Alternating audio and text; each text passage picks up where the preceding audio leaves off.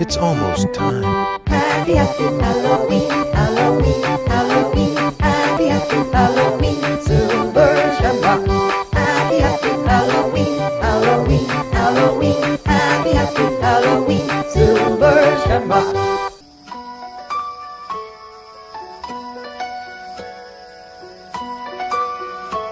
Get ready for more Monster Madness. I may not get out alive. This Monster Madness, we've run the gamut of 80s slasher films.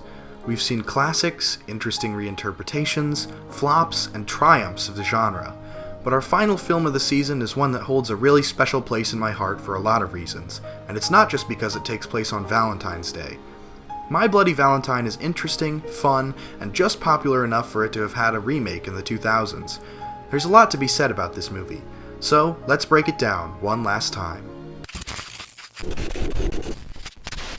In terms of plot, My Bloody Valentine may seem like a generic slasher. A killer from decades ago is back to reap his vengeance for a wrong done to him in the past. There's the urban legend elements that are so common in films like Friday the 13th, The Burning, and Madman, and the people getting killed are a group of friends just trying to party. But there's a little more to it than that. For practically the only time in slasher history, the kids getting stalked by a killer aren't a group of stereotypical rich white kids. Instead, they're just a group of very normal, working-class young people from a mining town. They don't goof around in a high school. The men work all day in a dangerous mine. And for me, there's something really interesting and unique in that concept. There's also a relationship plotline that feels integral to the plot, driving the story forward after a love triangle develops between two miners and a girl. The story is interesting, unique, creative, and decently thought out. Although it may seem like a basic slasher at first glance, there's so many differences to set it apart and keep you entertained and interested throughout the movie. So, for story, I'm giving it a 4. For scares, this movie is more about atmosphere than it is shocks. But that atmosphere is really well done. The setting in a dark mine is perfect for a slasher film. The hallways are claustrophobic and sparsely lit, making an intimidating maze for our protagonists to try to escape from. The tension is well built and the characters are so rootable that you want to see them make it out alive. And, although the scariness only comes from tone and setting, it's well done enough to warrant a 3. My Bloody Valentine takes its plot very seriously, and so there's no real comedy to speak of in the film. There's no stereotyped comic relief character and no real written jokes. So, in the comedy category, it gets a big old 0.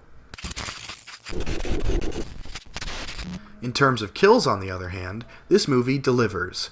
Originally censored by the MPAA, this movie has now been restored to its full glory with every kill but one that was originally shot for the film. And every single one of them is brutal and gory. A woman gets cooked in a washing machine, a guy gets shot in the face with a nail gun, and another gets decapitated by a rope around their neck after they're thrown down a mine shaft. But the best kill of all is when a girl gets her head impaled on the miner's shower to become a literal shower head. The sound effects and the special effects are so effective that every last kill just feels incredibly brutal and exciting. It's hard not to be enamored by the kills in this movie, and so My Bloody Valentine gets a 5. Finally comes the craft of the film. As I've said, the movie is pretty well written and acted, but really all of the craftsmanship comes from staging and lighting. The lighting of this movie is so well done. Every single dark hallway feels great and scary. The pacing is really well done and tension is built pretty well with a mixture of the claustrophobic framing and the sinister lighting, teamed with a pretty effective score. And how could you not love a movie about a dark folk tale that has its own dark folk song written to close it out? Although My Bloody Valentine isn't innovative or super visually interesting, it's well made enough to warrant a 3 on the slasher scale. So, how does it all wrap up? Overall, My Bloody Valentine gets a 14 out of 25, making it a pretty respectable movie. I think the killer has an iconic look and the whole thing is well done, so much so that I've watched and rewatched this movie again and again since the first time I saw it. It's become one of my all-time favorites, despite not being perfect in every way. And really, that's why I wanted to take you on this marathon of 80s slashers for Revenge of Monster Madness. When people think of horror, they recognize subgenres and the most famous films within them. So when people think of slashers, they think of Halloween and Friday the 13th and Nightmare on Elm Street and Scream. And it's true, these movies are the best and most iconic in their subgenre. But it's important to see the other movies that paved the way too. A lot of 80s slashers are overlooked or oversimplified, just like 80s teen movies are. So I wanted to show you all a glimpse into the weird, imperfect world of the low-budget, sleazy, violent, and sometimes blunt 80s slasher. I've gained a lot of appreciation for the subgenre along the way, and I hope you all have too.